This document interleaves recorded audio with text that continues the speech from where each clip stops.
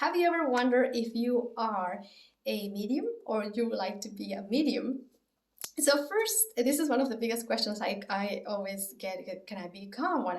Am I one? Why? Because sometimes I see things and maybe I am clairvoyant. And the truth is that we are all mediums because that's our natural state. Okay, we are all capable to do this, and we all have our psychic abilities because we are all psychic. The only difference is that a medium, when it's born, perhaps you will notice that already is that gift is activated. So this gift, everybody has it. It's not only a few people. We all have it. But there are some of these gifts are more activated and enhanced in some people than others. Okay, because that's what they came here to do. So you can see some people who are very good at photography or a chef, right? They don't really have to do much. It's just they get them so easily and they can put things together and it's delicious. And that's how it works. So first, I'll encourage you all to explore and really your passions and the things that you really know that you're good at it, okay?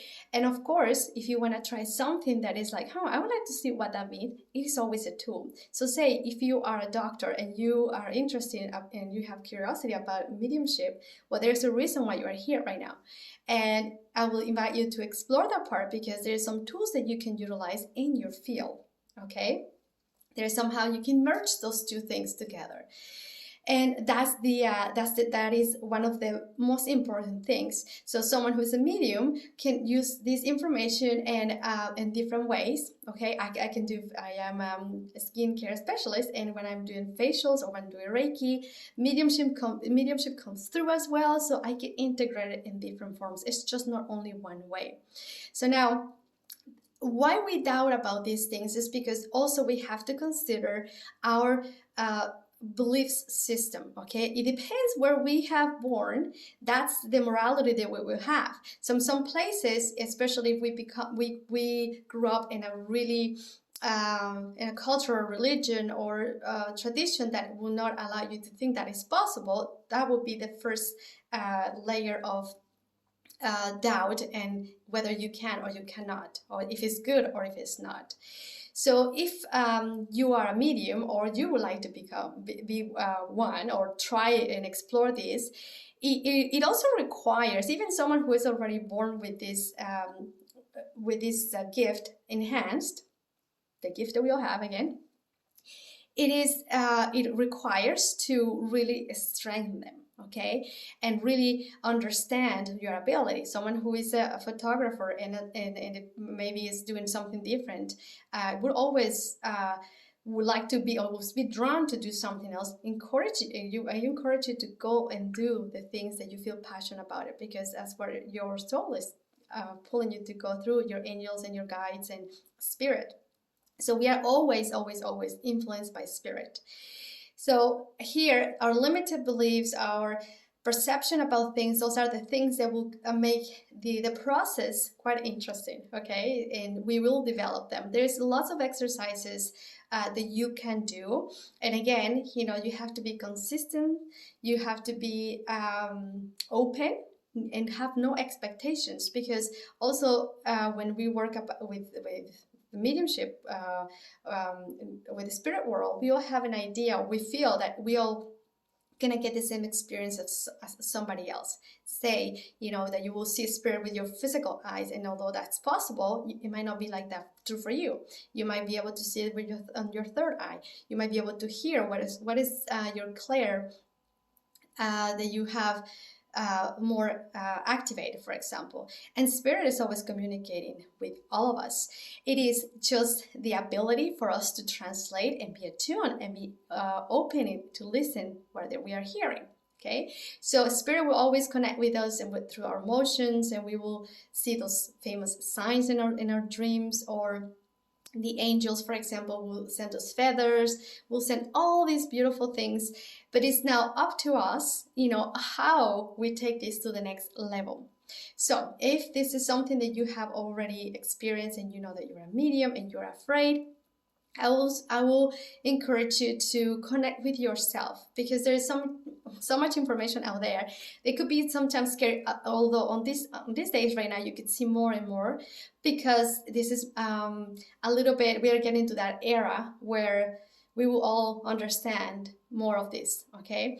But we had an idea what mediumship was, right? There was a person who sat down and the spirit will speak through the person, and although that's possible, there's many ways of doing mediumship, okay? There's different levels of channeling, for example.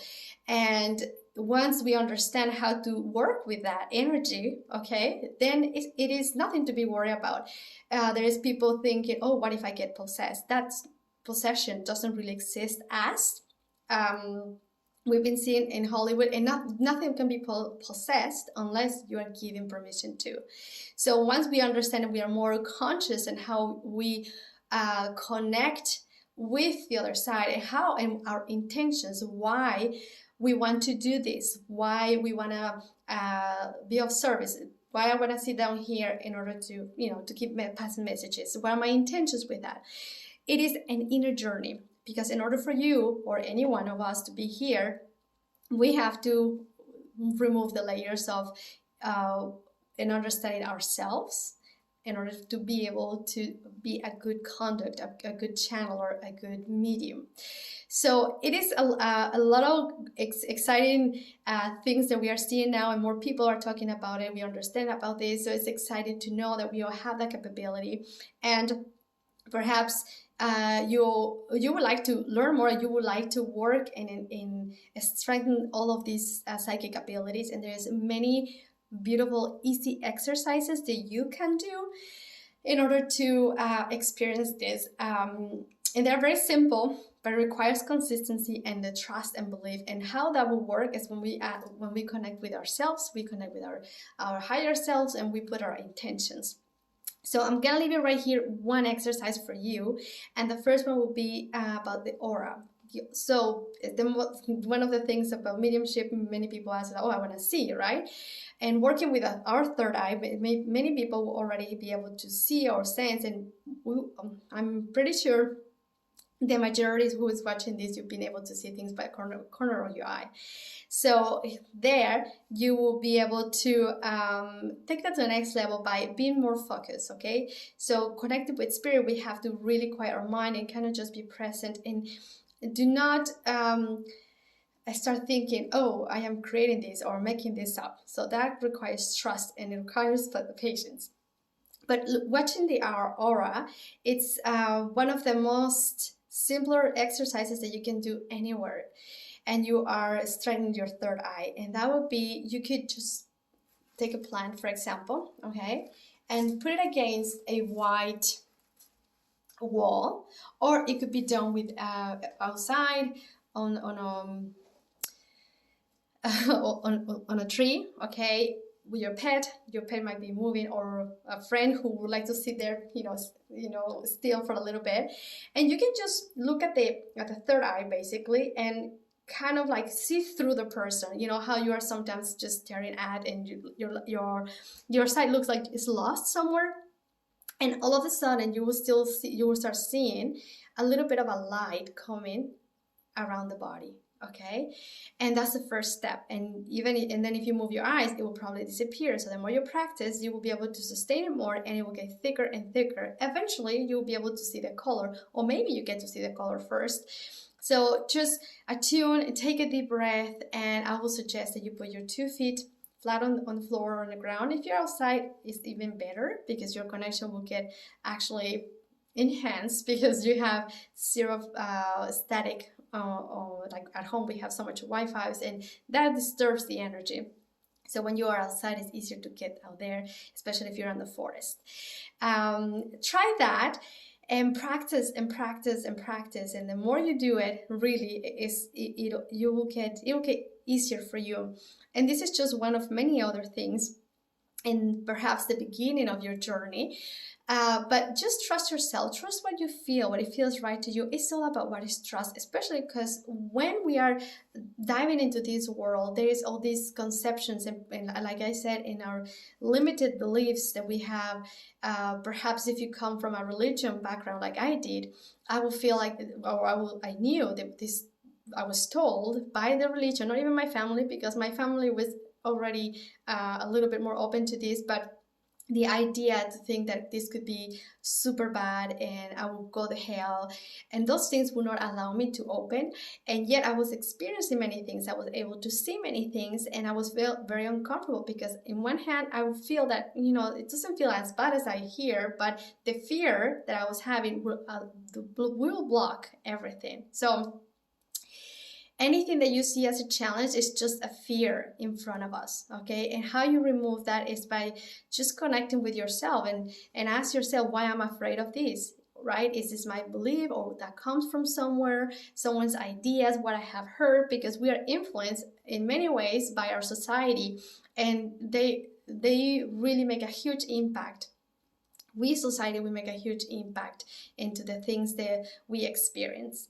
So I hope this is helpful for you to understand a little bit about mediumship, and I will encourage you to continue your journey. If you're here, it's for a reason. If you would like to learn a little bit more, or you would like to explore more of that, you can connect with me at claudiasaarinen.com, and I'm happy to assist in any way. Have a great day.